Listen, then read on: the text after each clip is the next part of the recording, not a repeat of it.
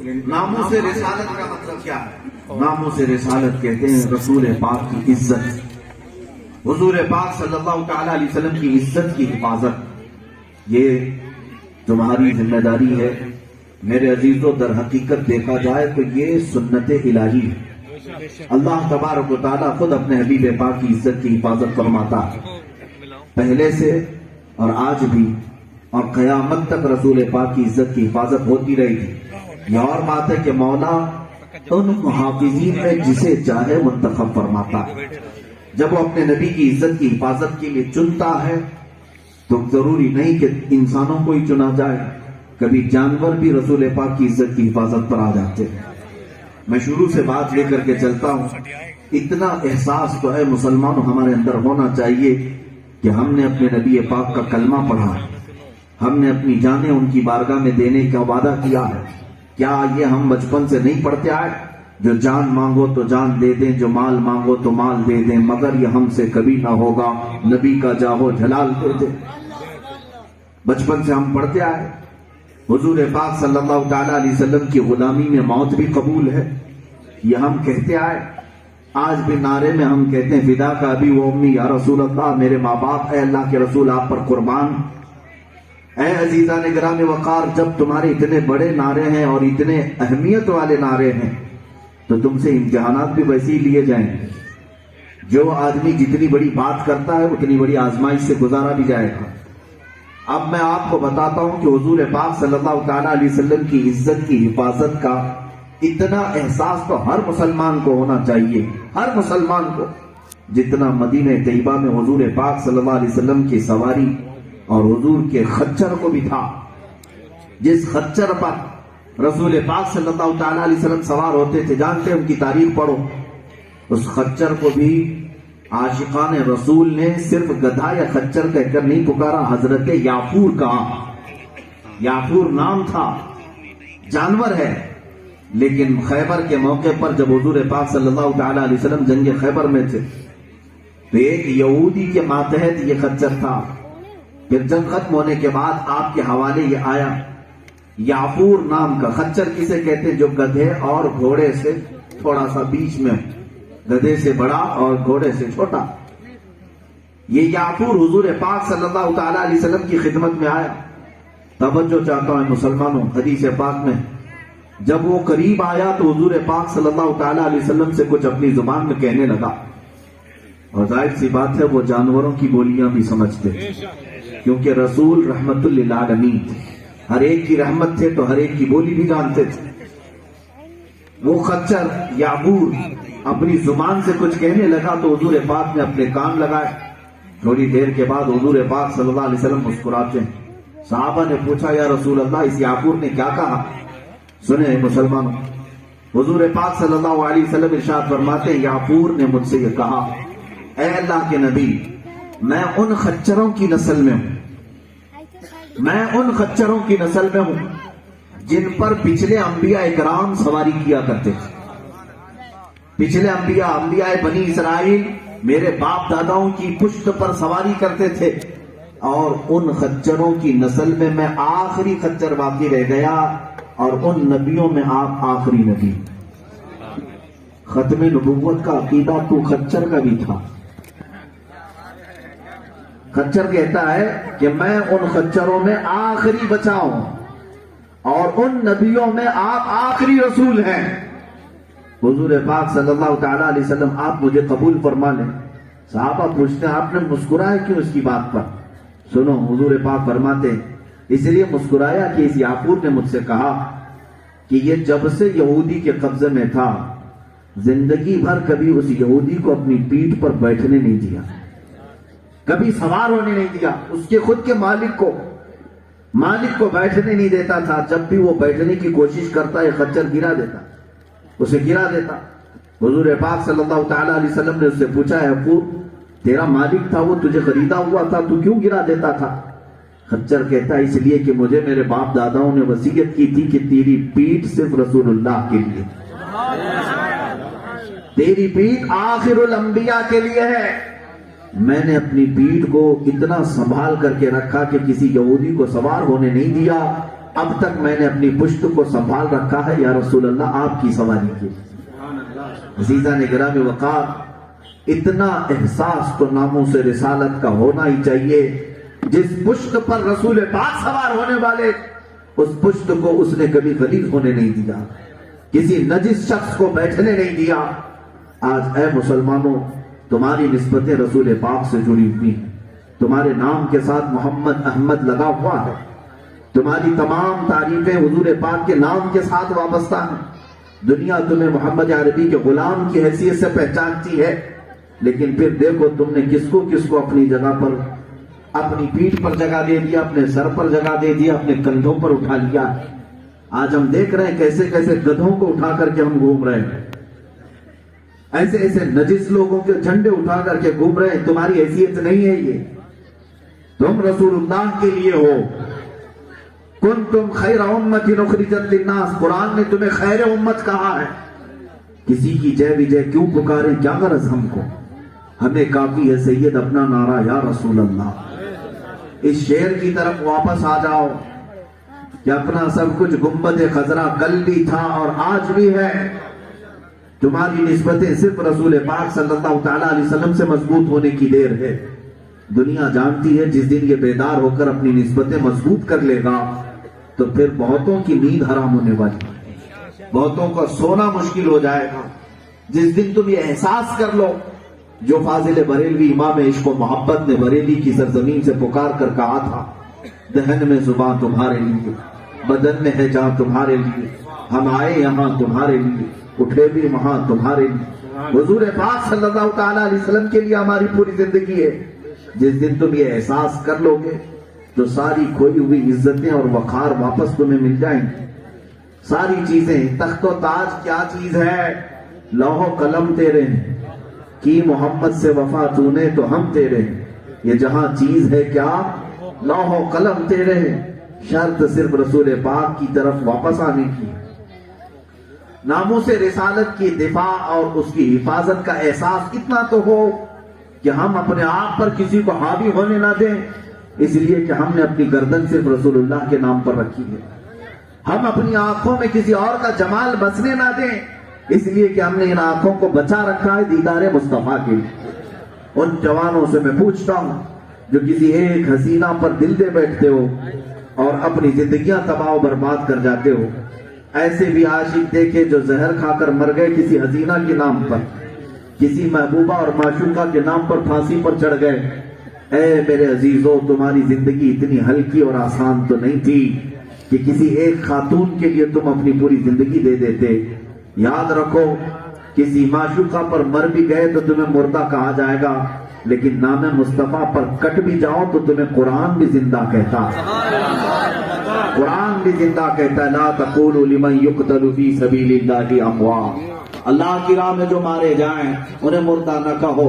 اگر تم نام مصطفیٰ پر 1000 ٹکڑوں میں بھی تبدیل ہو جاتے، قرآن تمہاری زندگی کی شہادت دے رہا، آج ہی نہیں بلکہ قیامت تک تمہارا نام امر ہو جاتا۔ ہر محفل میں تم چمک رہے ہوتے، ہر محفل کی جان بن گئے ہوتے۔ بس سمجھنے کی دیر ہے۔ آج اس مجمع میں میں پوچھتا ہوں، کون ہے جو اعلیٰ حضرت امام احمد رضا کو دیکھا ہوا ہے؟ کون ہے جو ان سے ملا ہوا ہے؟ کون ہے جو ان کی محفل میں بیٹھا ہوا؟ کوئی نہیں ہوگا آج کے زمانے میں۔ لیکن ہماری محفلیں، ہماری تقریریں، ہمارے جلسے ان کے نام سے گونجتی ہیں۔ کیوں گونجتی ہیں؟ جگہ جگہ عشق و محبت، اعلیٰ حضرت کیوں کہا جاتا ہے؟ آج اس راز کو بھی سمجھ کر کے اٹھو ہے مسلمانوں۔ بریلی والے کا نام اس لیے پکارا جاتا ہے، اسی لیے نہیں پکارا جاتا کہ پٹھان خاندان سے تھے، افغان سے آئے ہوئے تھے، اس لیے پکارا جاتا ہے کہ زندگی بھر اس امام نے قلم اٹھایا تو صرف ناموں سے رسالت کا دفاع کیا۔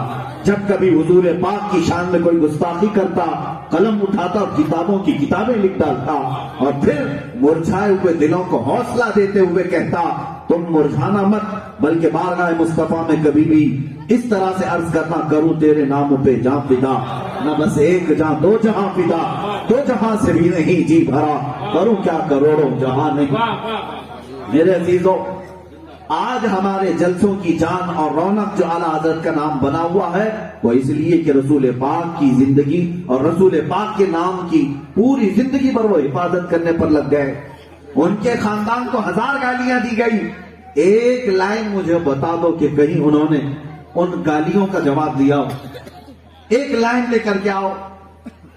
کئی 1000 صفحات پر لکھ دینے والا وہ امام، لیکن ایک لائن بھی نہیں لکھا ان گالیوں کے جواب میں جنہوں نے ان کے باپ کو بولا، دادا کو بولا، ماں کو بولا، بیوی کو بولا، پتہ نہیں کس کس کو کوستے رہے ظالم دشمن.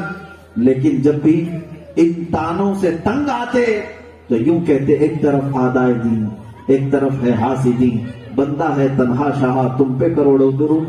اور کسی اور سے شکایت بھی کرنے نہیں گئے اعلیٰ حضرت، بلکہ جب کبھی لوگ پریشان بھی کرتے تو یوں کہتے تم ہو حفیظ و مغیث. کیا ہے وہ دشمن خبیث؟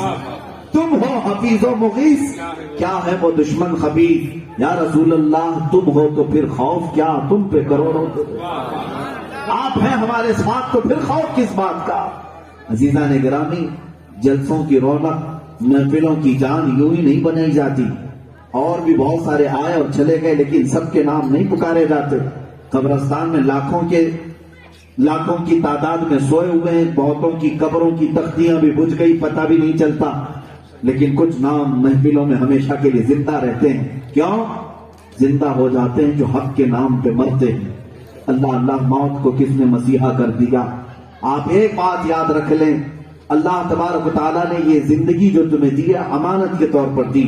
تم اپنی آنکھوں کو آوارہ نہ کرنا، ان آنکھوں کو دنیا کے حسن سے میلا نہ کرنا، ان آنکھوں کو سنبھال کر کے رکھو. آج کے زمانے میں دنیا تمہارے امتحانات کی گھڑی لے کر کے آ چکی ہے. رات کی تاریکی جیسے ہی آتی ہے میں نوجوانوں کو دیکھتا ہوں، اس موبائل نے ان کو ایسا وحشی بنا دیا، ایڈکٹ بنا دیا.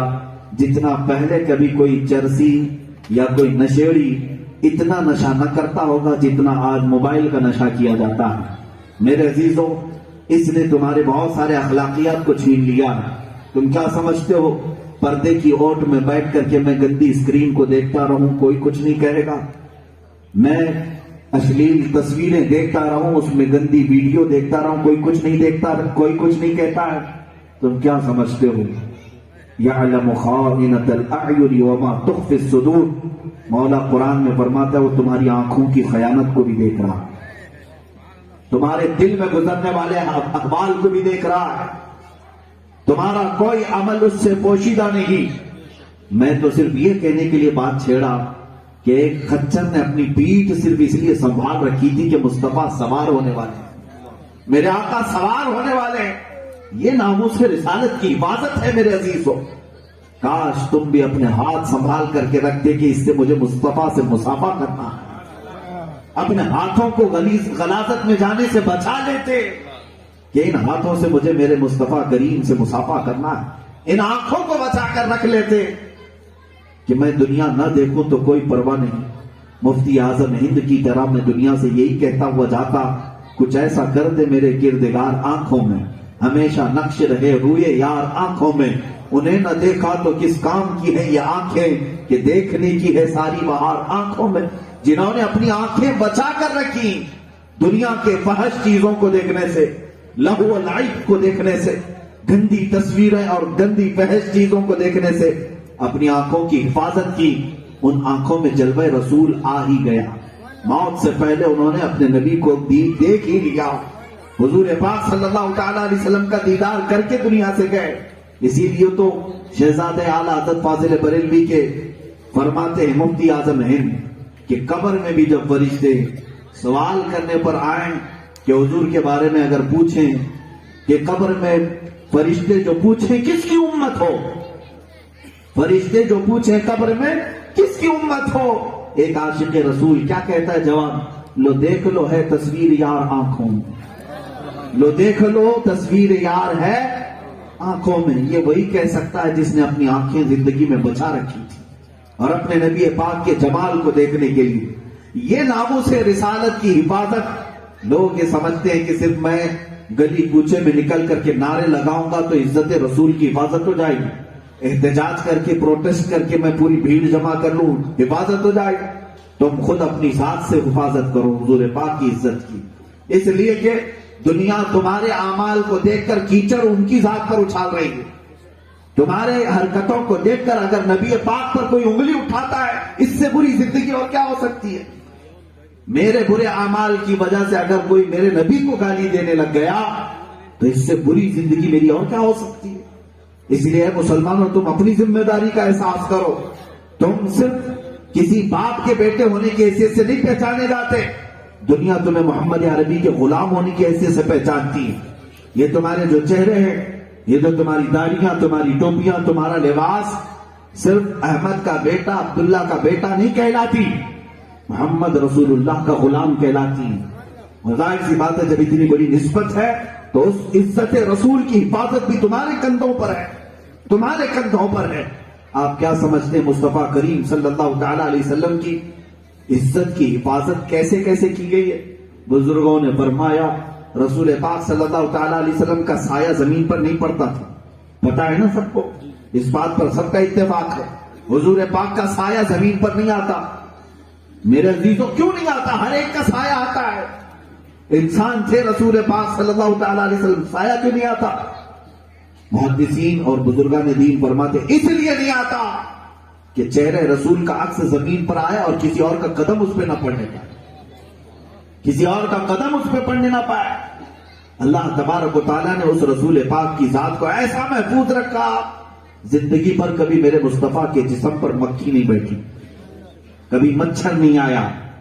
یہ حدیثوں میں موجود ہے، پوری زندگی پر رسول پاک صلی اللہ تعالی علیہ وسلم کے جسم پر میاں مکھی اور مچھر آنا کوئی معمولی، کوئی بڑی بات نہیں، ہر انسان کے پاس آتی ہے، یہ نارمل سی بات ہے۔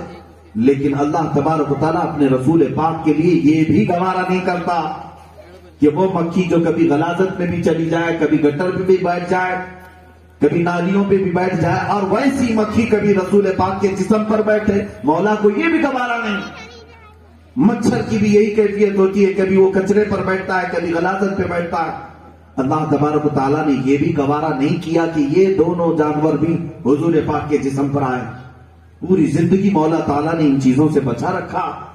اور آپ جانتے ہیں سیدنا ابو بکر صدیق رضی اللہ تعالیٰ عنہ کیسے دفاع کرتے تھے ناموس رسالت کا، حضور کی عزت کا دفاع کیسے کرتے تھے۔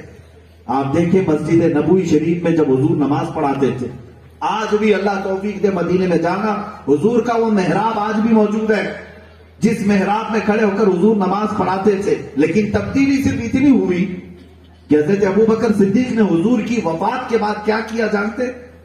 حضور جہاں کھڑے ہو کر نماز پڑھاتے تھے، یہاں قدم ہے، اور جب سجدے میں جاتے تو سجدے کی جگہ آگے ہوتی تھی، جہاں پر حضور پاک پیشانی رکھتے تھے۔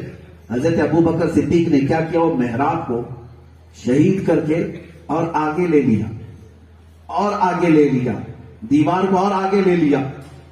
اس لیے کیوں لیا؟ حضور پاک کی سجدہ گاہ کو انہوں نے دیوار کے اندر کر دیا، جہاں حضور پیشانی رکھتے تھے اس کو دیوار کے اندر لے لیا، اور محراب کو اور پیچھے کر دیا۔ لوگوں نے پوچھا آپ نے حضور کے بعد یہ نیا کام کیوں کیا؟ صدیق اکبر کہتے ہیں مجھے یہ گوارا نہیں تھا کہ کوئی بھولے سے بھی اس جگہ قدم رکھ کر کے جائے جہاں رسول کی پیشانی نہیں۔ یہ ابو بکر صدیق رضی اللہ تعالیٰ عنہ فرماتے مجھے یہ گوارا نہیں تھا، اور میں نے محراب کو اتنا پیچھے لے دیا کہ اب دنیا میں قیامت تک آنے والا امام جو مسجد نبوی میں نماز پڑھائے گا، سجدہ وہاں کرے گا جہاں رسول کے قدم لگتے تھے، سجدہ وہاں کرے گا جہاں حضور کے قدم ہوا کرتے ہیں۔ آج بھی وہیں سجدے ہوتے ہیں۔ عزیزان گرامی اوقات، حضرت ابو بکر صدیق رضی اللہ تعالیٰ عنہ اتنی حفاظت فرماتے کہ کوئی حضور سے ریلیٹڈ چیز کی بھی توہین نہ ہونے پائے۔ حضرت عمر فاروق کا حال یہ تھا کہ جب نئے لوگ مسجد نبوی میں آتے، حضرت عمر فاروق منبر پر بیٹھے یا مسجد میں بیٹھے، کوئی دور کونے سے چند لوگ بات چیت کر رہے تھے، ان کی آوازیں بلند ہوئی۔ حضرت عمر فاروق رضی اللہ تعالیٰ عنہ نے فرمایا کوڑا منگواؤ، کوڑا لایا گیا، اور اس کے بعد آپ نے کنکریوں سے مار کر کے کہا نئے آئے ہوئے لوگ ہیں، میں تنبیہ کرتا ہوں کہ تم میں سے کوئی بھی مسجد نبوی میں بلند آواز سے بات کرے گا تو میں کوڑے لگاؤں گا، اس لیے کہ یہاں روضہ رسول ہے۔ حضور پاک صلی اللہ تعالی علیہ وسلم آرام فرمائے جانتے یہ حفاظت تھی، یہ ناموس رسالت کی حفاظت ہے۔ اور اعلیٰ حضرت فاضل بریلوی رضی اللہ تعالیٰ عنہ نے چند اشعار میں ناموس رسالت کا مسئلہ سمجھایا۔ صدیق بلکہ غار میں جان ان پہ دے چکے، صدیق بلکہ غار میں جان ان پہ دے چکے، حفظ جان تو جان فروز غرر کی ہے۔ مطلب کیا ہے؟ جب ہجرت کا موقع تھا، حضور پاک صلی اللہ تعالیٰ علیہ وسلم حضرت ابوبکر کو لے کر مدینے کی طرف روانہ تھے۔ غار ثور بیچ میں ایک پہاڑی کے اوپر ایک غار ہے جس میں 3 دن تک حضور پاک قیام فرما تھے۔ واقعہ تفصیل سے نہیں سناؤں گا، آپ کو پتا ہے، اکثر لوگوں نے سنا ہوگا۔ حضور پاک صلی اللہ تعالیٰ علیہ وسلم جب غار ثور میں تھے اور کفار و مشرکین ڈھونڈتے ہوئے وہاں تک آئے تھے، حضرت ابوبکر نے اس غار کے اندر موجود سارے سوراخوں کو کپڑے پھاڑ کر بند کر دیا تھا کہ کوئی سانپ بچھو کوئی اندر داخل ہو کر حضور کو اذیت نہ پہنچائے۔ ایک سوراخ پر اپنی ایڑی رکھ لی تھی جس پہ بند کرنے کے لیے کپڑا نہیں تھا۔ روایات یہ بتاتی ہیں کہ ایک سانپ بڑے دنوں سے حضور پاک کے دیدار کا مشتاق تھا۔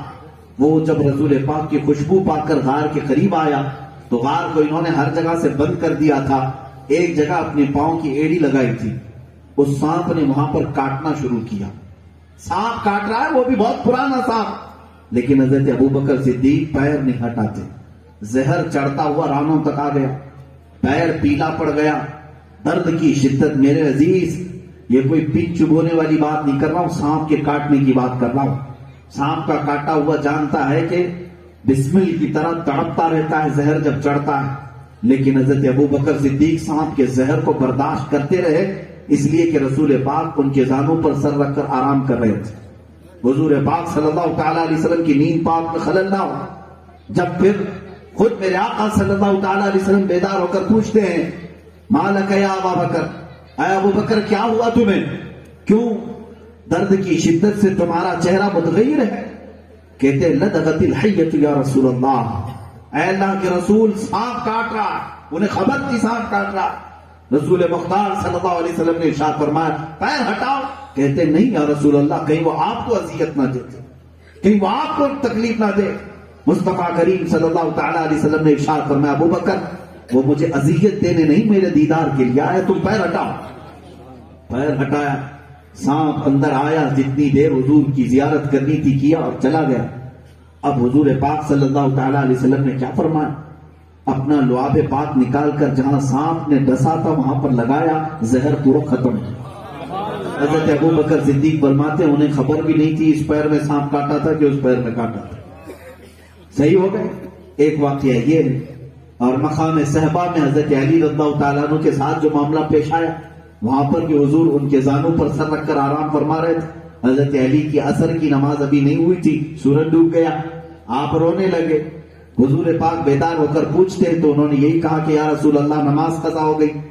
میرے عزیزوں، وہ صحابہ تھے ایک نماز کی قضا پر رو پڑتے تھے، یہاں برسوں کی قضائیں ہیں، اشک تک نہیں آتے۔ حضرت علی کرم اللہ وجہہ الکریم نے جب یہ کہا، حضور پاک صلی اللہ تعالیٰ علیہ وسلم نے کیا فرمایا؟ حضرت علی نے کیوں یہ عصر کی نماز قضا کر لی؟ کیا انہیں حکم تھا نماز قضا کر دیں؟ نہیں، بلکہ صرف اس لیے کہ رسول پاک صلی اللہ علیہ وسلم آرام فرمائے۔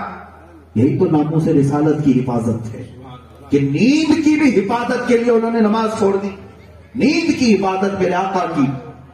لیکن ان صحابہ کو معلوم تھا پورے کائنات کا نظام ان کی سانسوں سے ہے، حضور پاک صلی اللہ تعالیٰ علیہ وسلم کے دم قدم سے ہے۔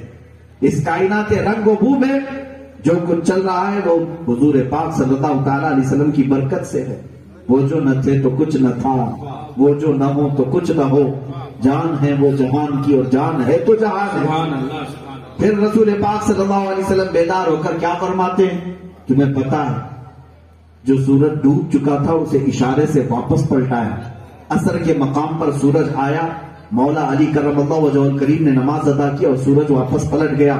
یہ دو واقعات ہوئے دو صحابہ کے ساتھ، ایک حضرت ابو بکر کے ساتھ اور ایک حضرت علی کے ساتھ، اور دونوں نے جو کیا ہے وہ سنیے۔ ایک نے اپنی جان نچھاور کر دی تھی اور ایک نے اپنی نماز نچھاور کر دی تھی۔ کس کے لیے؟ صرف ناموس مصطفیٰ کے لیے، صرف عزت مصطفیٰ کے لیے۔ اعلیٰ حضرت عظیم البرکت فاضل بریلوی فرماتے ہیں صدیق بلکہ غار میں جان ان پہ دے چکے، اور حفظ جان تو جان فروز خرر کی ہے۔ مولا علی نے واری تیری نیند پر نماز، مولا علی نے واری تیری نیند پر نماز، وہ بھی اثر جو سب سے اعلیٰ خطر کی ہے۔ ہاں ان کو جان اور انہیں پھیر دی نماز، ہاں ان کو جان اور انہیں پھیر دی نماز۔ رسول اللہ نے انہیں ان کی جان واپس کر دیا اور ان کی قضا نماز واپس کر دیا۔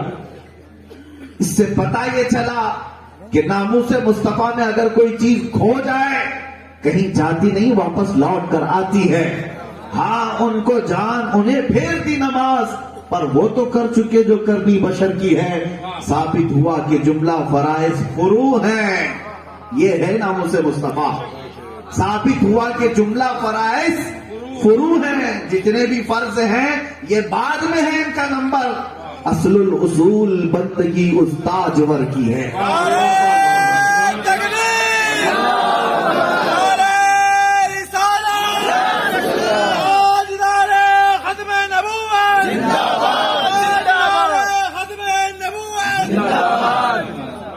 ثابت ہوا کہ جملہ فرائض فرو ہیں، اصل الاصول بندگی اس تاجور کی ہے۔ عزیزان گرامی وقار، یہ ہے ناموس مصطفیٰ۔ حضور کی عزت کی حفاظت کے لیے، ان کی نیند کی حفاظت کے لیے اگر مولا علی کرم اللہ وجہہ الکریم کی اثر قضا ہوئی تو دنیا آج تک جانتی ہے وہ اثر پھر سے واپس لوٹائی بھی گئی ہے۔ سورج پلٹ آ سکتا ہے۔ اے دیوانوں، ان واقعات سے اتنا سمجھ جاؤ، حضور کے نام پر اگر کوئی چیز تمہارے اوپر آتی ہے تو گھبرانے کی ضرورت نہیں۔ ہم اس مصطفیٰ کے نام پر اپنے زخم کھا رہے ہیں جن کو جان واپس لوٹانا بھی آتا ہے، سورج پلٹانا بھی آتا ہے۔ اللہ نے ان کو یہ قدرت عطا کی ہے، اشارے سے چاند چیر دیا، چھپے ہوئے خور کو پھیر دیا، گئے ہوئے دن کو عصر کیا، یہ تاب و تمام تمہارے لیے۔ حضور پاک صلی اللہ تعالیٰ علیہ وسلم کو مولا کریم نے یہ طاقت اور یہ قدرت عطا کی ہے۔ آپ دیکھیں ناموس مصطفیٰ پر اٹھائے ہوئی جو بھی مصیبتیں ہیں وہ رائگاں نہیں جاتی، وہ ضائع نہیں ہوتی۔ آج میں تمہارے دلوں سے یہ خوف نکالنے کے لیے آیا ہوں کہ اگر حضور پاک کی عزت کی بات آئے تو آئیں کائیں نہیں کرنا کہ حالات ایسے ہیں ویسے ہیں، میں دیکھ لوں گا، بعد میں تھوڑا اچھا ہو جائے سب آ جائیں گے۔ میرے عزیزو، قیامت آ جائے گی، یہ حالات تمہارے لیے کبھی سازگار نہیں ہوں گے۔ تم ایمان والے ہو، دنیا ہمیشہ تمہیں انگاروں پر دیکھنا پسند کرتی ہے۔ تم رسول پاک کے دیوانے ہو، تمہارے لیے کبھی پھولوں کے سیج نہیں سجائے جائیں گے، تمہارے لیے ہمیشہ کانٹوں کے راستے بچھائے جائیں گے۔ اگر انہی کانٹوں پر چل سکتے ہو تو چلو، اس لیے کہ منزل بعد میں رسول اللہ کے پھولوں کی۔ منزل پہ جب پہنچو گے تو مصطفیٰ کریم کے پھولوں کی خوشبو تمہیں میسر آئے گی۔ اب سنو، جن لوگوں کو یہ تکلیف ہے یا ڈر ہے اور خوف ہے کہ ان حالات میں بھی آپ ایسے کہنے کی بات کر رہے ہیں، ہاں میرے عزیزوں، یہ حالات تو بڑے اچھے ہیں، یہاں ہزاروں کی تعداد میں علماء ہیں، ہزاروں کی تعداد میں فقہاء ہیں، حفاظ ہیں، قراء ہیں، حجاج ہیں، یہاں لاکھوں نہیں کروڑوں کی تعداد میں ہم مومنین مومنات ہیں، لیکن اس مکہ کی سرزمین پر اس بلال حبشی سے کوئی کیوں نہیں کہتا تھا بلال مکہ کے حالات بہت خراب ہیں، سارے تو کفار و مشرکین ہیں، تم ایک عہد کہہ کر کے کیا کر لو گے، تم اکیلے کیوں پکارتے ہو؟ لیکن اس بلال حبشی کو کوئی یہ نہیں کہہ سکا۔ اگر کوئی انہیں روکنے کی بھی بات کرتا تھا تو انہیں جواب حضرت بلال کیا دیتے تھے؟ سنو میرے عزیزو، یہ چند دنوں کی اندھیریاں ہیں، اجالا میرا رب لائے گا، اجالا میرا رب لائے گا۔ ان مظالم کو دیکھ کر کے تم سہم مت جانا کہ یہ قتل عام کر کے ہمیں ڈرا لیں گے۔ میرے عزیزوں، اندھیرے آنے کے بعد اجالا بھی میرا مولا ہی لاتا ہے، رب تبارک و تعالیٰ ہی لاتا ہے۔ اسی لیے اکثر میں یہ چیز پڑھا کرتا تھا، کچھ دیر کی خاموشی ہے پھر شور آئے گا، آج تمہارا وقت ہے ہمارا دور آئے گا انشاءاللہ العزیز۔ یہ کوئی بعید بات نہیں۔ تلک الایام نداولها بین الناس، اللہ فرماتا ہے یہ دن ہے ہم پلٹتے رہتے ہیں لوگوں کے بیچ میں، کبھی ان کے پاس اقتدار ہے کبھی تمہارے پاس ہے، ہر ایک کا ادھر سے ادھر ہونا یہاں پر طے۔ حضرت بلال حبشی جنہوں نے حضور کی عزت کی خاطر زخم کھائے، کیسے زخم جانتے ہیں؟ تاریخ میں لکھا گیا ہے ان کے پیٹ کا جبہ اٹھا کر کے دیکھا جاتا تو ریڑھ کی ہڈی نظر آتی تھی، گوشت اتنا گل چکا تھا، ان کو انگاروں پر لٹایا جاتا تھا اور انگارے ان کی چربی سے ٹھنڈے ہوتے تو پھر دہکایا جاتا تھا، دن بھر اس پہ، اور کبھی گرم سل سینے پر رکھتے اور اوباش بدماش لڑکوں کے ہاتھ میں ان کے پیر میں رسی باندھ کر دیا جاتا کہ کھینچو انہیں مکہ کی گلیوں میں۔ میرے عزیزوں یہ مسلسل 11 سال تک چلتا رہا، یہاں پر یہ اذیتوں کا دور وہ برداشت کرتے رہے، یہاں 11 دن تکلیف اٹھانے کو کوئی تیار نہیں، وہ ناموس مصطفیٰ پر 11 سال مسلسل برداشت کرتے رہے، انگاروں پر بھی لیٹا اور گرم سل بھی اپنے سینے پر برداشت کیا، بھوکا اور پیاسا ان کو دھوپ میں لٹایا جاتا تھا۔ 3 سال شعب ابی طالب میں میرے مصطفیٰ صلی اللہ علیہ وسلم کا جب مکہ والوں نے بائیکاٹ کیا تھا، چمڑے کھانے کی نوبت آئی تھی، پتے کھانے کی نوبت آئی تھی، لیکن قدم ذرا برابر بھی نہیں ڈگمگایا، انہوں نے اسلام اور میرے آقا صلی اللہ علیہ وسلم کا جو کلمہ پڑھا تھا اسی پر قائم رہے۔ پھر وہ وقت بھی دنیا نے دیکھا، حضور ہجرت کر کے مدینے گئے، صرف 6 سال کے بعد جب میرے آقا صلی اللہ علیہ وسلم مکہ واپس لوٹتے ہیں تو 10,000 صحابہ کے ساتھ آتے ہیں اور بغیر کسی جنگ و جدال کے خانہ کعبہ فتح ہو چکا ہے، مکہ فتح ہو چکا ہے۔ حضور پاک صلی اللہ تعالیٰ علیہ وسلم حرم کعبہ میں جاتے ہیں، کعبے پاک کو صاف کرتے ہیں، پہلی اذان دی جانی تھی کعبے پہ، پہلی اذان دی جانی تھی حرم مکہ سے۔ رسول پاک صلی اللہ تعالیٰ علیہ وسلم کے ارد گرد ہزاروں صحابہ کھڑے تھے، ان صحابہ میں میرے آقا نے بلال حبشی کو بلایا، کہا ہے بلال آؤ کعبے کی چھت کے اوپر چڑھ جاؤ اور وہاں سے اذان دو۔ کبھی آپ نے محسوس کیا، واقعہ سنا ہوگا، حضرت بلال حبشی نے کعبے کی چھت پر چڑھ کر اذان دی۔ اذان تو کسی چھوٹے سی جگہ سے بھی دی جا سکتی ہے، اونچے ٹیلے پر کھڑے ہو کر دی جا سکتی، کعبے کی چھت پر کیوں چڑھائے گا؟ اور اس کے بعد پھر کعبے کی چھت سے اذان نہیں دلائی جاتی، وہ ایک ہی مرتبہ ہوا۔ حضور پاک صلی اللہ تعالیٰ علیہ وسلم نے دوسرے صحابہ کی بجائے بلال کو کھڑا کیا، دنیا کو یہ میسج دینا تھا، جو مصطفیٰ کے نام پر زخم کھاتا ہے، جو میرے مصطفیٰ کے نام پر تکلیفیں اٹھاتا ہے، اے دنیا والوں دیکھ لو اپنی آنکھوں سے، کعبہ بھی اس کے تلووں کے نیچے، وہ کعبے کی چھت پر بھی چڑھ جاتا ہے۔ مولا جب عزتوں سے نوازتا ہے تو کائنات اس کے قدموں میں رکھتا ہے۔ عزیزان گرامی اوقات، تم کیا سمجھتے ہو کہ دنیا کی آئی ہوئی یہ مصیبتیں، یہ تکلیفیں ہم سب کے ایمان کو ختم کر دیں گے یا اسلام کو یہ ختم کر دیں گے؟ ہرگز نہیں ہو سکے گا۔ قرآن کہتا یریدون لیطفئوا نور اللہ بافواہہم، یہ اپنے منہ کے پھوکوں سے اللہ کے چراغ کو بجھانا چاہتے ہیں اور اللہ اپنے نور کو مکمل کر کے رہے گا۔ آج اے مسلمانوں تمہارے امتحان کا وقت ہے، ایک بات یاد رکھ لینا، تمہارے سے اسلام کی حفاظت نہیں ہے، اسلام اپنی حقانیت کی بنیاد پر چل رہا ہے، قرآن اپنی حقانیت کی بنیاد پر قیامت تک قائم رہنے والا ہے، لیکن صرف تمہارا یہ آزمانے کا وقت ہے، تمہارے یہ امتحان کا وقت ہے، دیکھا جائے گا تم کتنے سیریس تھے، تم اپنے دین کے لیے کتنے سیریس تھے، تم اپنے نبی پاک کے لیے کتنے مخلص تھے، زندگی بھر ان کے نام کا کھاتے رہے، پیتے رہے، ان کا صدقہ پوری زندگی بھر کھاتے رہے، جب مصیبتیں آئی اللہ کی بارگاہ میں اس نبی کا واسطہ لے کر کے دعا کرتے رہے، بچے نہ ہو تو حضور کا نام لے کر دعا کرتے رہے، اور کون کون سی مصیبتوں میں یاد نہیں کیا۔ لیکن اے مسلمانوں، آج ان کی ذات پر جب حملے ہوں تو کیا تم اپنے گرم بستروں پر آرام کر کے سوچتے ہو حق ادا ہو جائے گا؟ حضور پاک صلی اللہ تعالیٰ علیہ وسلم کو بھدی گالیاں دی جا رہے ہو تو تم خاموش بیٹھنا پسند کرو گے؟ یہاں سے سمجھ جانا آج کے بعد کہ جو رسول پاک صلی اللہ تعالیٰ علیہ وسلم کی توہین سن کر برداشت کرنے والا دل رکھتا ہے، بزرگوں نے فرمایا وہ مردہ آدمی ہے، وہ مرے ہوئے لوگ ہیں، اور ان مرے ہوئوں سے کوئی اور توقع بھی مت رکھنا۔ ہاں، حضور پاک صلی اللہ تعالیٰ علیہ وسلم کی شان میں توہین سن کر بے قرار ہو جاتے ہو، بے قابو ہو جاتے ہو، بے چین ہو جاتے ہو، اللہ کا شکر ادا کرو کہ ابھی اللہ نے دل زندہ رکھا، تمہارا ضمیر زندہ ہے۔ اسی لیے تو شاعر نے کہا تھا، بتلا دو گستاخ نبی کو غیرت سنی زندہ ہے، ان کے نام پہ مر مٹنے کا جذبہ کل بھی تھا اور آج بھی ہے۔ میں اپنی اس قوم سے مایوس اور نا امید نہیں ہوں، مجھے پتا ہے کہ یہاں کا بچہ بچہ اپنی گردن لے کر حاضر ہونے کو تیار ہے. بس دیر ہے کسی اعلان کی، بس دیر ہے کسی ایک رہنما کی، بس دیر ہے کسی ایک لائن کی.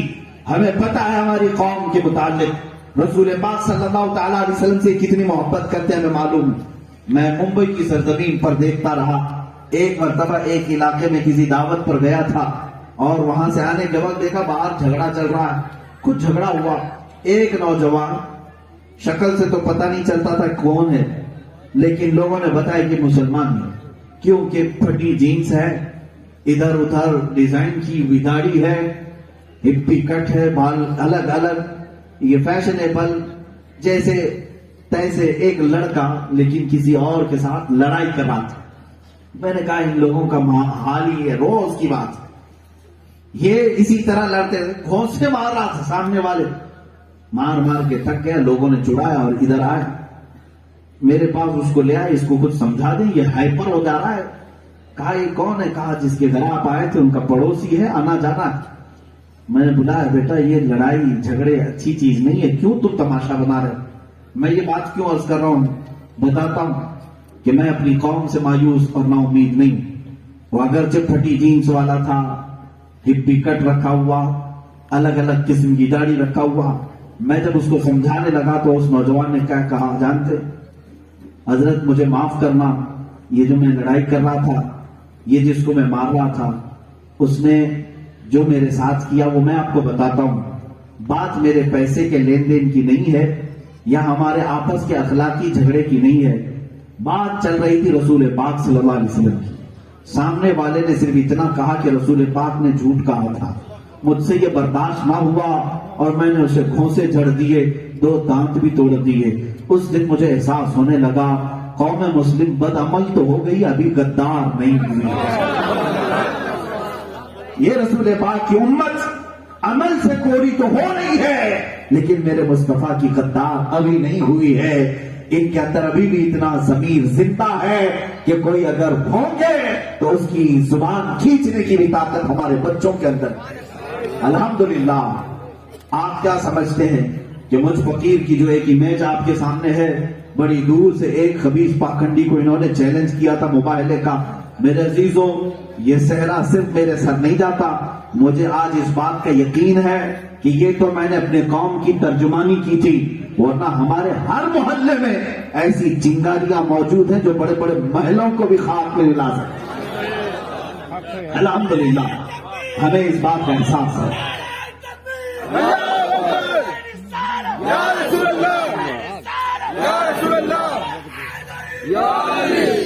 بس رسول پاک صلی اللہ تعالیٰ علیہ وسلم کے نام پر تم سیریس ہو جاؤ.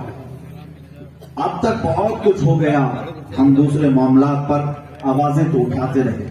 میں صحابہ کرام کی بات کرتا ہوں. ایک خاتون مدینے کی جنگ احد کے موقع پر دوڑی ہوئی چلی جا رہی تھی. کسی نے ان سے کہا کہ تمہارے بھائی شہید ہو گئے. پھر کسی نے آ کر کہا کہ تمہارے شوہر شہید ہو گئے. پھر کسی نے آ کر کہا تمہارا بیٹا بھی شہید ہو گیا، باپ بھی شہید ہو گیا. وہ خاتون ایک عورت ہے مدینے کی، 4 لوگ گھر کے شہید ہو چکے جنگ احد میں. آنے والے تھوڑی تھوڑی دیر پر ایک ایک رشتہ دار کی شہادت کی خبر دے رہے. وہ خاتون کیا کہتی ہے جب چوتھے شہادت کی خبر دی گئی راستے میں؟ وہ چلا کر کہتی ہے آنے والوں، سب میرے گھر کے رشتہ داروں کی شہادت کی خبر دے رہے ہو، ذرا یہ تو بتاؤ رسول پاک سلامت ہے یا نہیں؟ اللہ کے نبی صلی اللہ تعالی علیہ وسلم سلامت ہیں؟ آنے والے نے کہا ہاں مائی جان وہ سلامت ہیں، حضور پاک صلی اللہ تعالی علیہ وسلم سلامت ہیں. تو اب وہ خاتون کیا کہتی ہے؟ جس کا بھائی شہید ہے، جس کا بیٹا شہید ہے، جس کا باپ اور شوہر شہید ہے، وہ کہتی ہے اللہ تیرا شکر ہے، میرا جان سلامت ہے تو ساری کائنات سلامت ہے. اگر رسول پاک کی عزت سلامت ہے تو سمجھ جاؤ کہ ہماری پوری کائنات سلامت ہے. تم عزت کہاں ڈھونڈ رہے ہو؟ تم کس کے پیچھے جا کر کے سمجھتے ہو کہ ہمیں آسرا مل جائے گا؟ کہیں نہیں. دنیا تمہیں نچائے گی، فٹ بال کی طرح کھیلے گی تمہارے ساتھ. کوئی ادھر سے اٹھا کر ادھر پھینکے گا، ادھر والا اٹھا کر ادھر پھینکے گا. ایک ہی آسرا ہے تمہارا درد. اگر کسی کو تمہارے درد کا اگر کسی کو احساس تھا تو کل بھی رسول اللہ کو ہی تھا، آج بھی رسول پاک کو ہی. وہی رسول پاک تو ہے جو اپنا گھر چھوڑ کر جنگل میں چلے گئے تھے، قبر کی عذاب کی آیتیں جب آئی اور جا کر سجدے میں رونے لگے، کس بات پر؟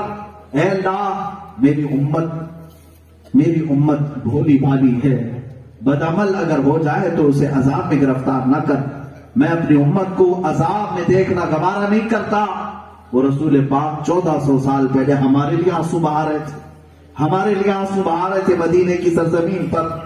میرے عزیزوں، صحابہ کہتے ہیں جس وقت رسول پاک کو قبر میں رکھا گیا تھا، میرے آقا صلی اللہ علیہ وسلم کے لب ہل رہے تھے۔ حضرت عباس قبر میں اترے ہوئے تھے، وہ کہتے ہیں ہم نے کان لگا کر کے سنا کہ کیا الفاظ ادا ہو رہے ہیں۔ وہ کہتے ہیں حضور پاک اس وقت بھی کہہ رہے تھے رب اغفر لی امتی فإنہم لا یعلمون، اے اللہ میری امت کو معاف کر دینا اس لیے کہ وہ نہیں پہچانتی، مجھے نہیں جانتی ہے۔ جو قبر پاک میں بھی جا کر کے ہم گنہگاروں کو یاد رکھے، جو نہ بھولا ہم غریبوں کو رضا، یاد اس کی اپنی عادت کیجئے۔ اے مسلمانوں، میں تمہیں یہ احساس دلانے آیا ہوں، تمہارے غموں کا اور تمہارے دردوں کا اگر کوئی آسرا ہے تو صرف مدینے کا گنبد خضرا کا مکین ہے، وہ رحمت عالم صلی اللہ تعالی علیہ وسلم ہے۔ ان کے دربار میں تم اپنے غموں کو سناؤ اور وہیں سے اپنی لو لگاؤ، پھر دیکھو تمہاری زندگیوں کے اندر ایک انقلاب آئے گا، ایک انقلاب آئے گا۔ جب تم رات میں تھک کر کے سو، کسی اور کو دیکھو نہ دیکھو، صحابہ سے پوچھو، حضرت ابو ہریرہ فرماتے ہیں 3 دن بھی اگر ہمارے ہاں کھانا پانی نہیں آتا، بھوک کی شدت، یہ صحابہ وہ ہیں جن کو اصحاب صفہ کہا جاتا ہے۔ 70 صحابہ ایسے تھے جو ایک چبوترے پر بیٹھ کر کے پوری زندگی گزارتے تھے حضور کی چوکھٹ کے باہر۔ ان میں سے ایک حضرت ابو ہریرہ ہے، فرماتے ہیں کبھی کبھار 2-2 3-3 دن تک کوئی کھانے کی چیز نہیں آتی، بھوک سے پیٹ تک لگ جاتا، لیکن ہم گھبراتے نہیں، بلکہ شدت کی جب بھوک لگتی تو رسول پاک کے چہرے کو دیکھتے تھے، حضور پاک کے چہرے کو دیکھتے، ہمارے بھوک کا احساس بھی ختم ہوتا۔ اس چہرے پاک میں نور تو اللہ نے رکھا ہی تھا، تمہارے پیٹ کی غذا بھی تھی، تمہاری آنکھوں کی شفا بھی تھی۔ آج اگر غموں سے تم بھی چور ہو جاتے، دنیا اگر تمہیں 1000 پریشان کرے، کاش تم تھک ہار کر کے اپنے بستر پر آ کر اس رسول رحمت کو یاد کرتے، میرے آقاؤں کے منتج ہوئی ہے تیری راہ میں اکھیاں بچھاتے بچھاتے۔ سنا ہے آپ ہر عاشق کے گھر تشریف لاتے ہیں، میرے گھر میں بھی ہو جائے چراغاں یا رسول اللہ۔ یقیناً وہ رحمت عالم صلی اللہ تعالی علیہ وسلم جو ایک ہرن کی آواز کو سن کر اس کی مدد کے لیے جاتے ہوں، ایک لکڑی کے رونے کی آواز سن کر خطبہ چھوڑ کر کے آتے ہوں، ایک اونٹ اپنے مالک کی شکایت کرے حضور اس کی سننے کے لیے چلے جاتے ہوں۔ تم تو امتی ہو، تم تو امتی ہو، اس رسول پاک کے قصیدہ خواہ ہو، اس رسول پاک کی تعریف کرنے والے ہو۔ کاش تم بھی اپنے غموں کی داستان کو اس رسول رحمت سے سناتے، یوں کہتے بد ہیں تو آپ کے، بھلے ہیں تو آپ کے، ٹکڑوں پہ یہی کے پلے ہیں، رخ کدھر کرے یا رسول اللہ، تجھ سے جو منہ چھپائیں تو کرے کس کے سامنے، تم سے جو منہ چھپائیں تو کرے کس کے سامنے، کیا اور کسی سے توقع نظر کی ہے؟ حضور پاک صلی اللہ تعالی علیہ وسلم کی بارگاہ سے جو چہرہ ہٹا، اسی کو اقبال کہتا ہے ان کے جو ہم غلام تھے خلق کے پیشوا رہے، ان سے پھرے جہاں پھرا پھر آئی کمی وقار۔ یہ جو ہماری عزتوں کی کمی ہے یہ صرف اس جگہ سے چہرہ ہٹانے کی۔ تمہیں پتا ہے ترکیوں کو خلافت عثمانیہ کا جو دور ہے 650 سال ایسا دور تھا وقت کے فرائض بھی کانپتے تھے ان کے نام سے۔ ایسے خلفاء جو گدڑیاں پہنے ہوئے گھومتے تھے، لیکن وقت کے فرانس کی طاقت، انگلینڈ کی طاقت، یورپ کی طاقت ان کے رعب و دبدبے سے کانپتی تھی۔ کیوں؟ جانتے ہو ان خلفاء میں کچھ ایسے عاشقان مصطفیٰ تھے جو حضور پاک صلی اللہ تعالی علیہ وسلم کے لیے ایک ہلکا لفظ بھی برداشت نہیں کرتے تھے، ایک ہلکا لفظ بھی برداشت نہیں۔ سلطان عبد الحمید کے متعلق میں نے پڑھا، مدینہ طیبہ سے لے کر استنبول تک کی انہوں نے ٹرین کی لائن بچھائی، ٹرین کی لائن بچھائی، اور جب ٹرائل چلنے لگا تو انجن کو مدینے سے لے کر استنبول تک چلانا تھا، تو اس وقت وہ کوئلے کا انجن چالو کیا ڈرائیور نے تو بھڑک بھڑک کی آواز شروع ہوئی۔ سلطان کو یہ بات پسند نہیں آئی، کوڑا نکالا اور انجن کو بھی مارا، کہا کہ تجھے خبر ہے تو شہر رسول میں ہے، رسول پاک صلی اللہ تعالی علیہ وسلم کے شہر میں اتنی بلند آواز، اس کے بعد انہوں نے اسے روک دیا. یہ ان کا لگاؤ تھا بارگاہ مصطفیٰ سے. تمہیں پتا ہے مسجد نبوی شریف کو جب انہوں نے ترکیوں نے بنائی تھی کس انداز سے بنایا تھا؟ 500 حافظ قرآن وہاں پر رکھے گئے تھے جو مسجد نبوی کی تعمیر کی. 500 حافظ قرآن، وہی معمار تھے، وہی الیکٹریشن تھے، وہی پلمبر تھے، وہی مستری تھے. ان کو سارے فنون سکھا کر کے مسجد کی تعمیر کے لیے لایا گیا. اور وہ تعمیر کرتے بھی تھے. اینٹ کو اگر رکھنا ہوتا تعمیر کے وقت، اگر 1 انچ بھی زیادہ ہو جاتی اینٹ تو وہاں نہیں کاٹتے پتھر کو، وہاں پر نہیں توڑتے، 12 کلومیٹر دور لے جا کر کے کاٹ کر پھر واپس لاتے تھے. اس شان سے انہوں نے تعمیر کی تھی. یہ واقعات میں اس لیے عرض کر رہا ہوں کہ مجھے آپ کو ابھی ترکی بھیجنے یا وہاں سے کسی کو لانے کا خیال نہیں ہے، صرف اس لیے ان کے جو ہم غلام تھے خلق کے پیشوا حضور کی عزت کرتے تھے تو رب تعالیٰ نے ان کی عزتوں کی حفاظت کی اور پوری کائنات میں ان کا رعب و دبدبہ رکھا. آج بھی آپ اگر اس مسئلے کو سمجھ جائیں کہ رسول پاک صلی اللہ تعالیٰ علیہ وسلم کے لیے تو ہمیں سیریس ہونا چاہیے. میں اپنی ماں کے لیے گالی نہیں سن سکتا، میں اپنے باپ کے لیے برے کلمات نہیں سن سکتا، میں اپنے خاندان کو کوسنے نہیں دیتا، میں میرے بیٹے بیٹی یا بیوی کو ذرا ہاتھ لگانے نہیں دیتا. وہ رسول پاک ہیں جنہوں نے میرے لیے رو رو کر دعائیں کی. وہ رسول پاک ہیں جو کل قبر میں میرے آنے والے ہیں. وہ رسول پاک ہیں جو محشر میں میری شفاعت کرنے والے ہیں. اس رسول پاک کے لیے میں کیسے آج گندی گالیاں سن کر خاموش رہ سکتا؟ جب تمہیں یہ احساس آ جائے گا تمہاری زندگیوں میں ایک نیا انقلاب بھی آئے گا، انقلاب آئے گا. عزیزان گرامی وقار، میری گفتگو کا خلاصہ یہی ہے، ناموس رسالت کی حفاظت اللہ تعالیٰ نے خود فرمائی قرآن پاک میں.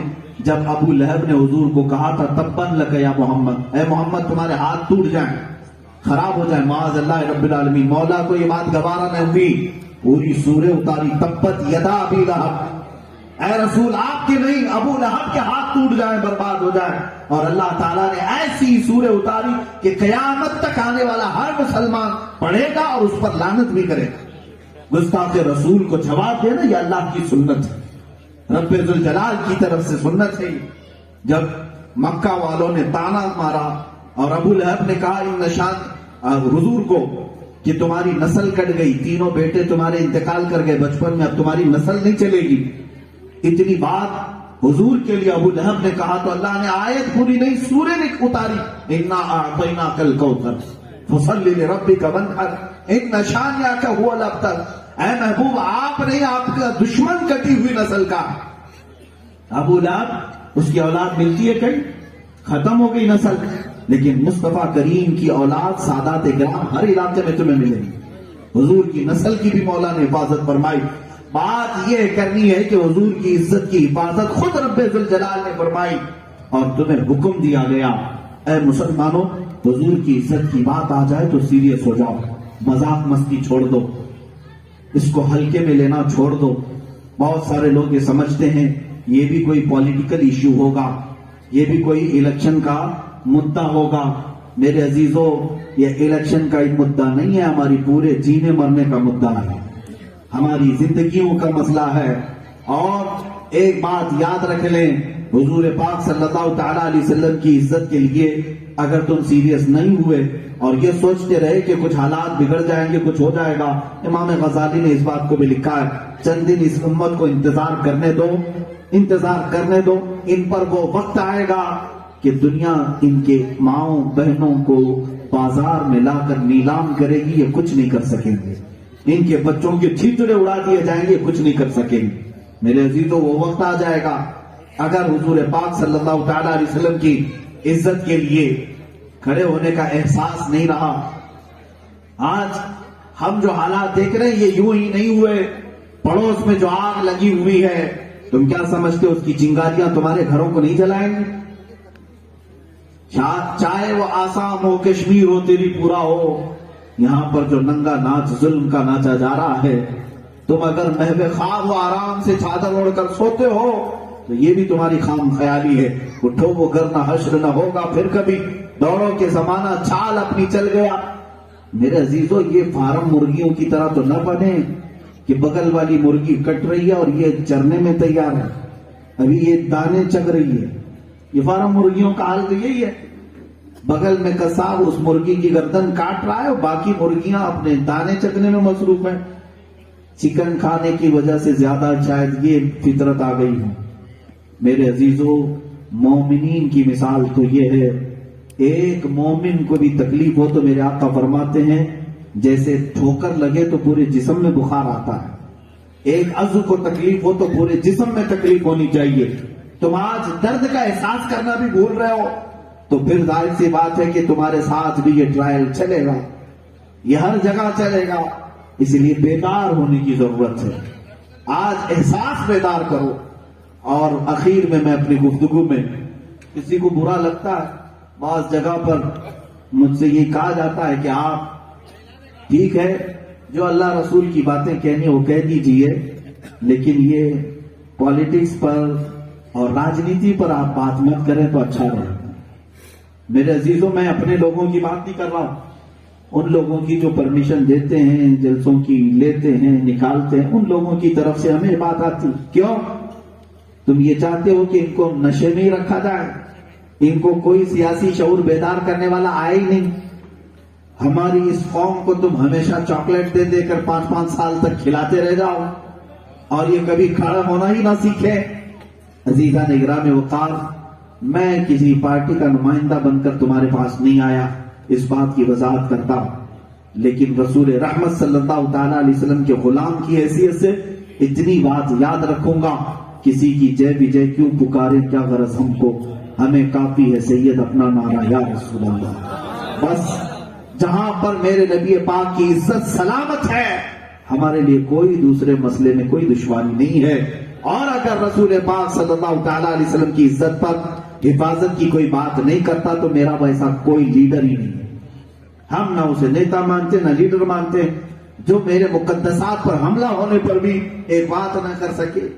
عزیزان گرامی وقار، اس شعور کو بھی بیدار کرو۔ یہ باتیں میں کیوں کہہ رہا ہوں آپ اچھی طرح سے سمجھ سکتے ہیں۔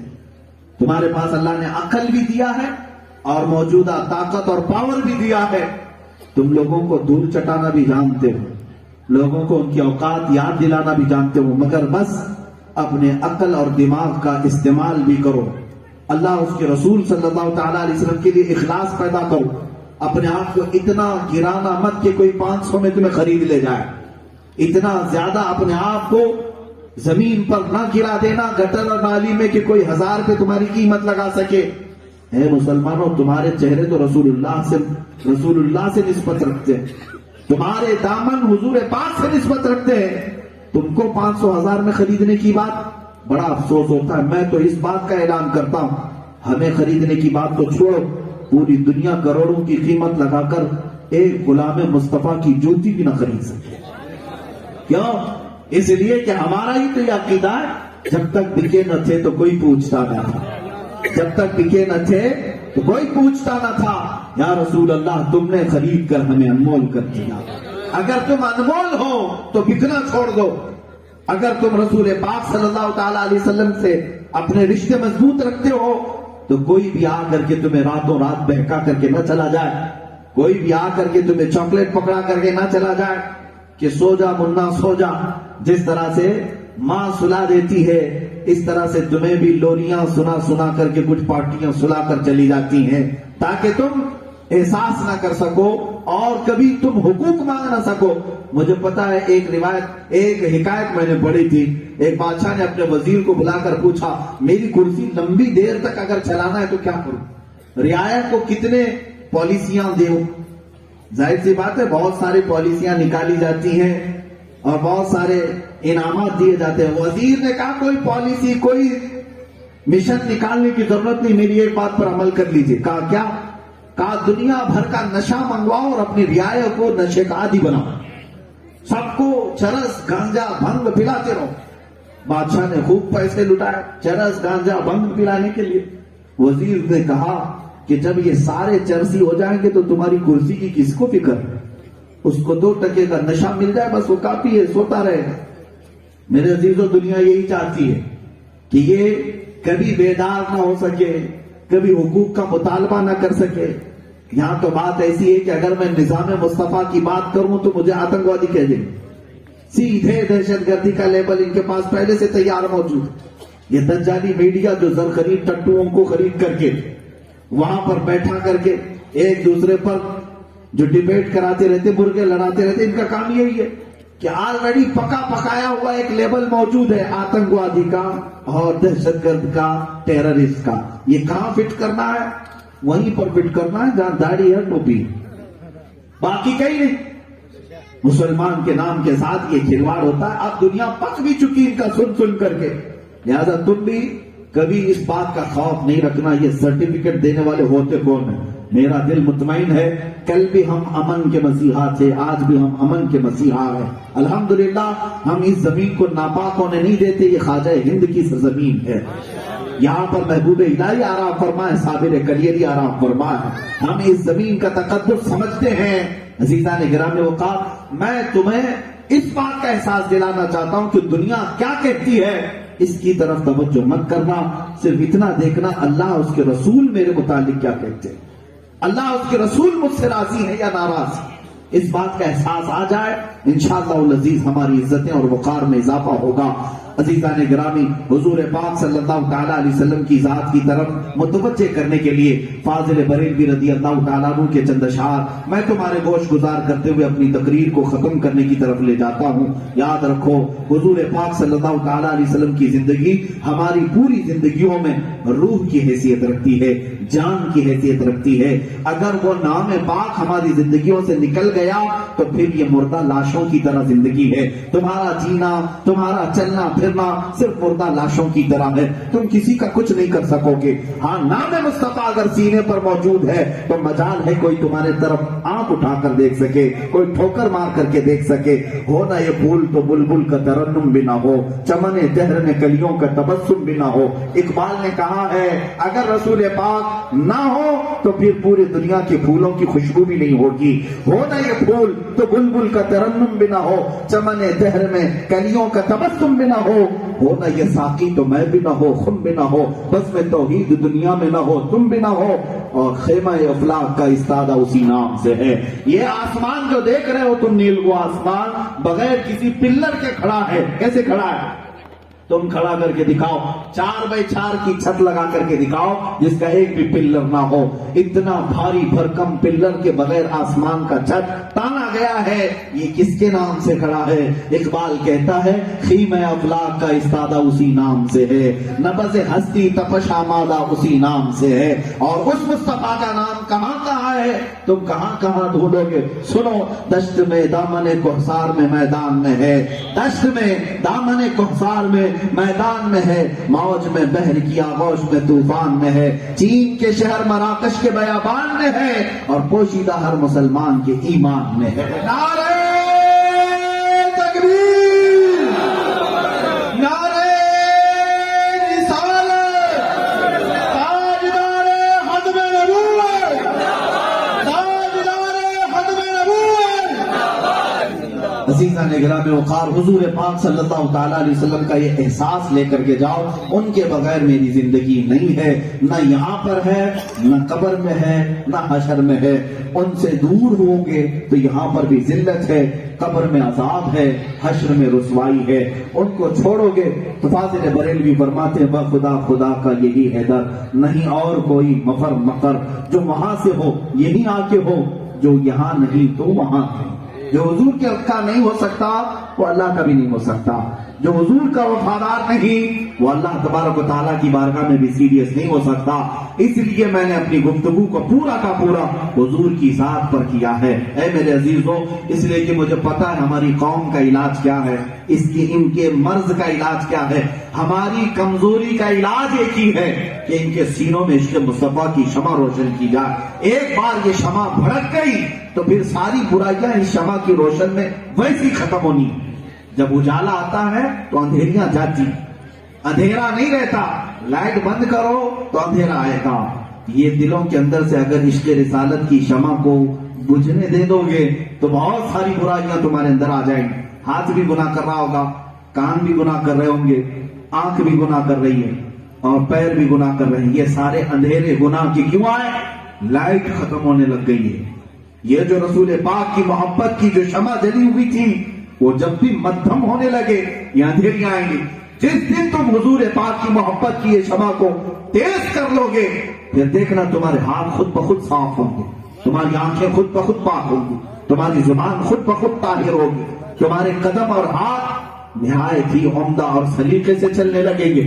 عزیزان گرامی اوقات, ساری چیزوں کا دار و مدار اس رسول پاک کے نام اور ان کی محبت سے ہے. اس شمع کو بجھنے نہ دینا.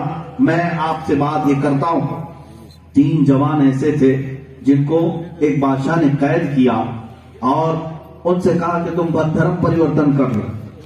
ہو رہا ہے نا آج بھی. اور وہ دین حضور پاک صلی اللہ تعالی علیہ وسلم کے دیوان جوان تینوں سگے بھائی تھے. عیسائی بادشاہ نے کہا تم میرے مذہب میں آ جاؤ, میں اپنے دربار میں جگہ دے دوں گا. وہ تینوں نے منع کر دیا, ہم یہ نہیں کر سکتے.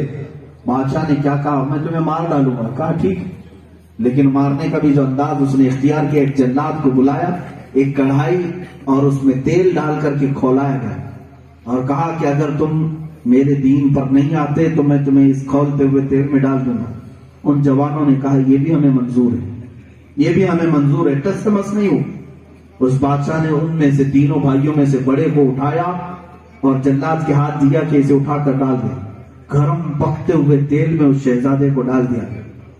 پورا جسم جل گیا اور ان کی روح نکل گئی. اس کے بعد دوسرے شہزادے کو اٹھایا اور اس کو بھی تیل میں ڈال دیا. کوئی ایک بھی ان میں سے اپنے دین سے ہٹنے کو تیار نہیں. تیسرا جو بچا تھا وہ 22 سال کا کڑیل جوان تھا. جو نوجوان مجھ سے سنتے ہیں تو یہ توجہ چاہتا ہوں. بہت سارے نوجوان یہ کہتے ہیں ابھی تو جوانی ہمیں کچھ کرنے دیا جائے. اے میرے عزیزو, یہ جوانی ہی تو ہے پوری زندگی کا مقصد. یہ اگر تم نے رسول پاک کی وفا کے لیے رکھا تو بڑھاپا تمہیں آ ہی نہیں سکتا. تم 80 سال میں بھی جوان ہی رہو, 90 سال کی عمر میں بھی جوان ہی رہو. اس 22 سالہ جوان کو بادشاہ کے ایک وزیر نے کہا بادشاہ سلامت اسے میرے حوالے کر دیں, میں اس کو چینج کر کے لاؤں. بادشاہ نے دے دیا.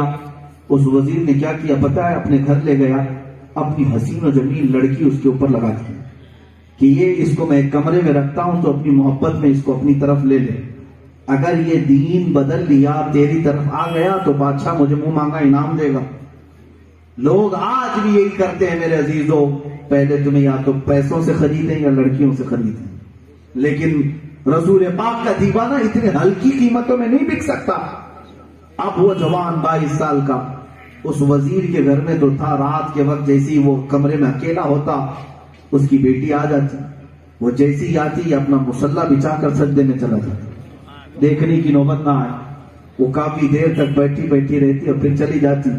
مہینہ گزر گیا, اس نوجوان نے آنکھ اٹھا کر نہیں دیکھا مہینے تک. اور 1 مہینے کے بعد وہ روزانہ اپنے باپ سے یہ وعدہ کر کے آتی تھی کہ ابھی بدل رہا ہے, ابھی بدل رہا ہے, بدل رہا ہے. مہینے کے بعد وہ آئی, جھلا کر کے کہا کہ اے ظالم, تو کون سی چیز کو دیکھنا پسند کرتا ہے؟ دیکھ میرے حسن کو. دنیا مجھے دیکھنے کے لیے قطار لگاتی ہے, بڑے بڑے بادشاہوں کے بیٹوں کے نکاح کے پیغام آتے ہیں, اور ایک تو ہے کہ مہینے بھر سے میری طرف دیکھتا تک نہیں. اس جوان نے چہرہ پھیرے بغیر جو جواب دیا نا, وہ جواب ہماری زندگی ہونا چاہیے. اس جوان نے کہا اے نوجوان لڑکی, تو واپس چلی جا, جو تو مقصد سے آئی ہے وہ کام پورا نہیں ہو سکتا, اس لیے کہ ان آنکھوں کو تو دھوکہ نہیں دے سکتی جن آنکھوں میں پہلے سے جمال مصطفیٰ بسا, جو اپنے حبیب پاک کا حسن دیکھا ہوا ہو اسے دنیا کا حسن خرید نہیں سکتا. تو واپس چلی جا. اتنا عزم, اتنا حوصلہ, اتنا یقین دیکھنے کے بعد وہ پگھل گئی اور اس کے بعد کہنے لگی اے جوان, پتہ نہیں مجھے کیا ہو گیا, میں خود تیرے دین سے محبت کرنے لگ گئی ہوں کہ تیرا دین ایسا ہے کہ تیرا دل اتنا پختہ کر کے رکھا ہے کہ تیرا دین کبھی کسی حسن پر بکتا نہیں. میں جس دین پر ہوں یہاں روز سودے بازی ہوتی ہے, لہٰذا میں اپنے گھر سے تھک چکی ہوں, تو اپنے ساتھ مجھے لے اور باہر چل. اس نوجوان کے پاس وہ مشربہ اسلام ہوئی, ایمان میں داخل ہوئی, اور اس نوجوان کو اس گھر سے لے کر راتوں رات نکل آئی کہ میں تجھے شہر سے باہر چھوڑاؤں گی, میرے باپ سے بچا کر, بادشاہ سے بچا کر. اب یہ جوان لڑکا, جوان لڑکی نکلے ہیں. توجہ چاہتا ہوں, شہر سے باہر نکلے تھے, اچانک گھوڑوں کے دوڑنے کی آواز آ گئی. یہ ایک درخت کی اوٹ کے پیچھے چھپ کر کھڑے ہو گئے. کہ دیکھا شاید بادشاہ کو خبر ہو گئی، وزیر نے بتا دیا ہوگا کہ یہ دونوں بھاگ گئے ہیں، ہمیں پکڑنے کے لیے پوری فوج آ رہی ہے۔ یہ درخت کے پیچھے سے چھپ کر کافی دیر انتظار کرتے رہے۔ وہ گھوڑے دوڑتے دوڑتے درخت کے قریب آ کر رک گئے، اور ان آنے والے سواروں میں سے ایک سوار نے اس کا نام پکار کر کے کہا، درخت کے پیچھے چھپا ہوا باہر آ جا، اس دوشیزہ کو بھی لے کر کے آ جا۔ جب یہ باہر آیا تو دیکھ کر کے اس کی آنکھیں پھٹی رہ گئی، یہ بادشاہ کی فوج نہیں تھی، اس کے مرحوم دونوں شہید بھائی گھوڑے پر سوار آئے ہوئے تھے، جن دونوں کو بادشاہ نے کھولتے ہوئے تیل میں ڈالا تھا، جلا دیا تھا۔ وہ دونوں گھوڑے پر سوار تھے اور ایک بڑی جماعت تھی۔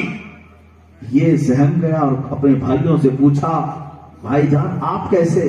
ان دونوں نے کہا، اے ہمارے ننھے، کیا تو نے آیت قرآن کی نہیں پڑھی جو اللہ کی راہ میں مارا جائے اسے مردہ نہ کہا جائے؟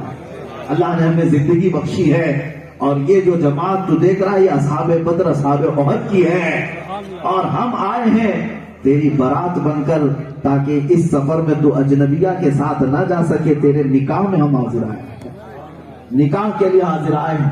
میرے عزیزو، یہاں پر ایک بات میں کہتا ہوں، اس چھوٹے نوجوان نے روتے ہوئے پوچھا، بھائی جان جب بادشاہ آپ کو کھولتے ہوئے تیل میں ڈال رہا تھا، وہ منظر آج بھی میں نہیں بھول سکتا، کہ جیسی پکتے ہوئے تیل میں دو بھائیوں کو اس کے سامنے ڈالا گیا ہو، چمڑی جل گئی ہو، پورا جسم گل گیا ہو، اس وقت درد کتنا ہوتا ہے۔ وہ دونوں بھائیوں سے چھوٹا کہہ رہا تھا، دونوں کہتے ہیں، اے ہمارے ننھے بھائی، تجھے کیا خبر کہ تیل میں ڈالنے کے وقت درد کتنا ہوا؟ سن، تو درد کی بات کرتا ہے، ہمیں پتہ ہی نہیں چلا ہماری موت آئی کب، ہمیں تیل میں ڈالا کب گیا؟ کہا وہ کیسے؟ کہا جب جلاد نے اٹھا کر ہمیں کڑائی کی طرف اٹھایا تھا، سامنے تو حسن مصطفیٰ موجود تھا، وہ چہرے جمال جہاں آ رہا تھا، ان کے حسن کو دیکھنے میں ہم اتنے ماہو تھے کہ کب ہمیں ڈالا گیا اور کب نکالا گیا اس کا احساس ہی نہیں ہوا۔ اعلیٰ حضرت نے یہی تو فرمایا ہے، یوسف علیہ السلام کو دیکھ کر کے مصر کی عورتیں اپنی انگلیاں کاٹ لی، پتہ ہے انگلیاں ان کی کٹ گئی تھی، واقعہ بڑا طویل ہے، قرآن پاک میں بھی موجود ہے۔ زلیخا نے ساری عورتوں کو ایک ہاتھ میں چاقو اور ایک ہاتھ میں لیمو دیا تھا، اور حضرت یوسف علیہ السلام کو بلایا تھا۔ جب حضرت یوسف سامنے آئے، زلیخا نے ساری عورتوں سے کہا، اب اپنے اپنے لیمو کاٹو۔ عورتوں نے لیمو تو چھوڑ دیا، چاروں انگلیاں کاٹ لی، لیکن ایک انگلی کا بھی کٹنا میرے عزیزو درد ہوتا ہے۔ ان سے پوچھا گیا عورتوں سے کہ تمہاری چاروں انگلیاں کٹ گئی، تمہیں پتہ نہیں چلا؟ وہ عورتیں کہتی ہم جمال یوسف دیکھنے میں مصروف تھے، حسن یوسف دیکھنے میں مصروف تھی۔ عورتوں نے یوسف علیہ السلام کا حسن دیکھتے ہوئے انگلیاں کاٹ لی۔ اے جوانوں، قربان جاؤ، وہ حسن یوسف جس سے صدقہ پاتا ہے وہ میرے مصطفیٰ کا جمال ہے، وہ رسول رحمت کا جمال ہے۔ جب ہماری جانکنی کا وقت آ جائے، نزا کا وقت آ جائے، ڈر کس بات کا کہ روح کیسے نکلے گی؟ اگر سرانے وہ تاجدار مدینہ آ گئے اور اپنا چہرہ بے نقاب کر دیا تو پھر ہماری روح کے نکلنے کا بھی احساس نہیں ہوگا۔ عزیزان گرامی، اسی دعا کے ساتھ میں اپنی تقریر کو ختم کرتا ہوں۔ یا رسول اللہ، اٹھا دو پردہ، دکھا دو چہرہ کہ نور باری حجاب میں ہے، زمانہ تاریک ہو رہا ہے کہ مہر کب سے نقاب میں ہے۔ اے مسلمانوں، تمہارے لیے یہ نصیحت دے کر کے جاتا ہوں، پھر کے گلی گلی تباہ، ٹھوکریں سب کی کھائی کیوں، دل کو جو عقل دے خدا، تیری گلی سے جائے کیوں؟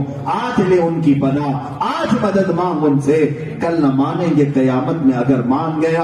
وآخر دعوانا ان الحمدللہ رب العالمین۔